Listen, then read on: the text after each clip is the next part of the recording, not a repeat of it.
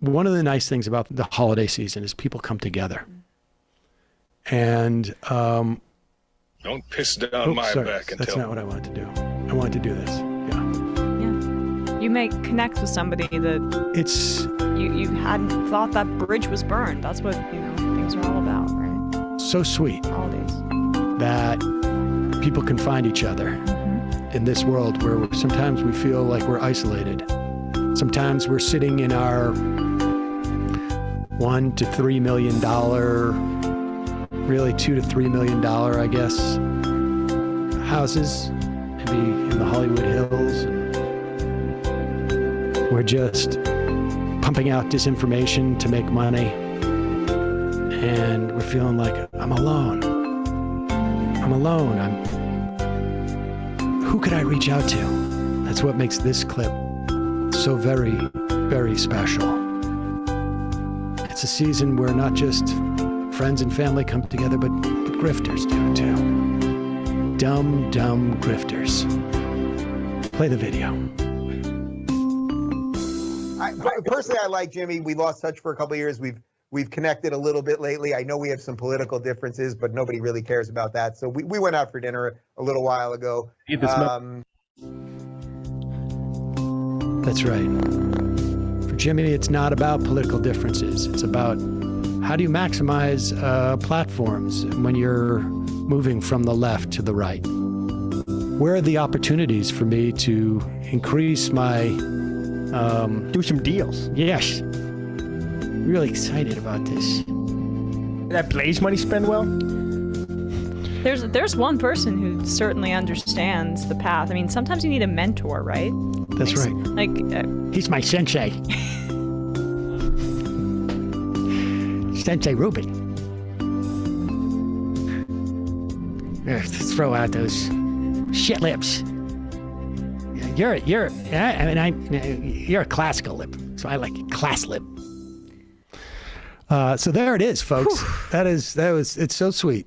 I've watched that clip so many times. I mean, we said it. We said, or I think I know I said it on the show. Like, he is doing I never thought it would be this brazen, but he's actually doing it. He is becoming a why I left the left. I mean, that's also a really cynical Dave take, Rubin type. Emma, because don't you think that sometimes it's possible for you to look at a guy like Dave Rubin and go, hey, he seems like a great guy, smart. I'd like to hang out with that guy.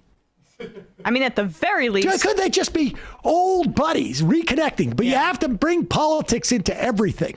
Like, yeah, I'm not even making friends with people in media who I share politics with. Exactly. Like, why? Dave Rubin could be calling for postal banking every day on his program.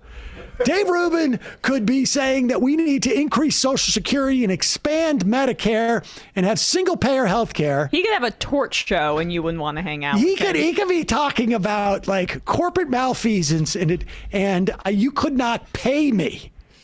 There's not enough money. He could sign over his deed to this house and I wouldn't go out to dinner with that guy, at least not in such a way that he'd want to talk about afterwards.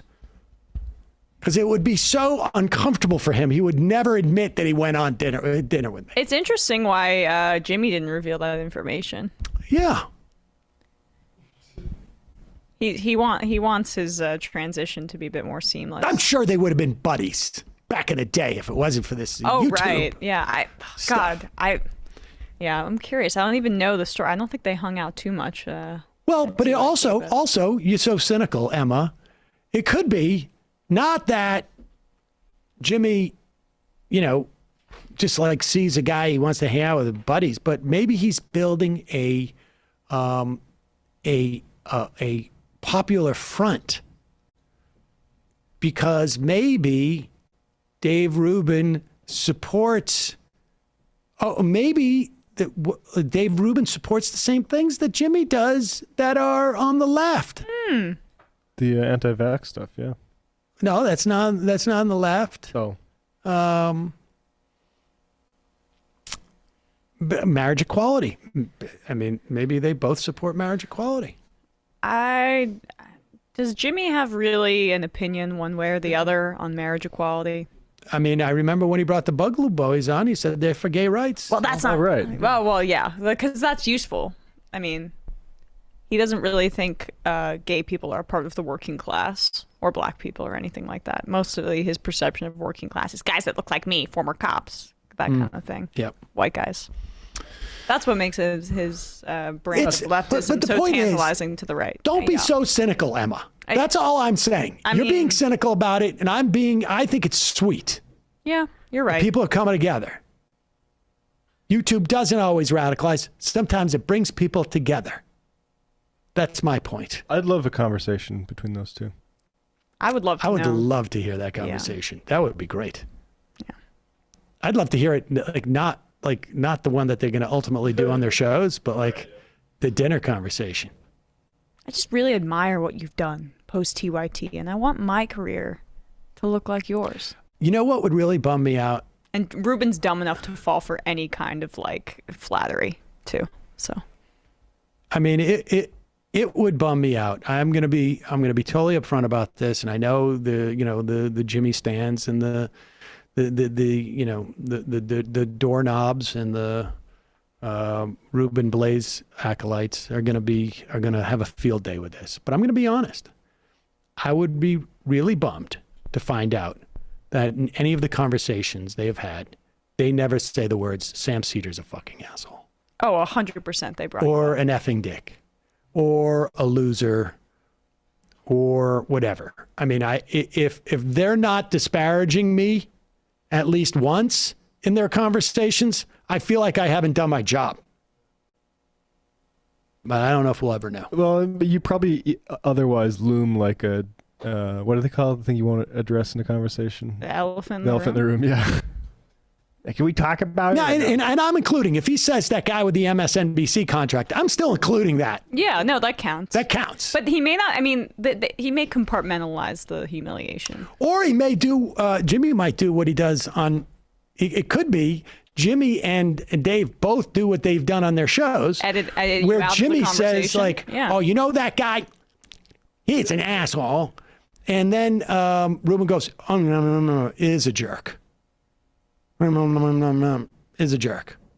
That's what he, all right, let's go to some IMs. Bannon cellmate. I was told over Thanksgiving by family that the Democrats are controlling the price of mozzarella in order to punish Republican Italians. It was said completely seriously. I've been laughing ever since. That's terrifying. Don't know if you saw this, but Tim Heidecker did a Joe Rogan parody that's so spot on, Spotify should sign Tim. Look, let me tell you something. I saw clips from that. It's on Twitter. And I was one of the first people, I don't want to brag, but knew how toxic Tim Heidecker is. And was calling him out a long time ago. And toxic to all of it. This country, society, parts of the universe. And so I just want credit for that. People should check that out. It's disgusting, the stuff that Tim's putting out there. Lies about there's some truth to the crab salts. That's the only thing I want to say. There's some truth to the crabs emitting a salt when they're captured that it can actually help protect you from COVID. But aside from that, the rest of this stuff is just incredible disinformation.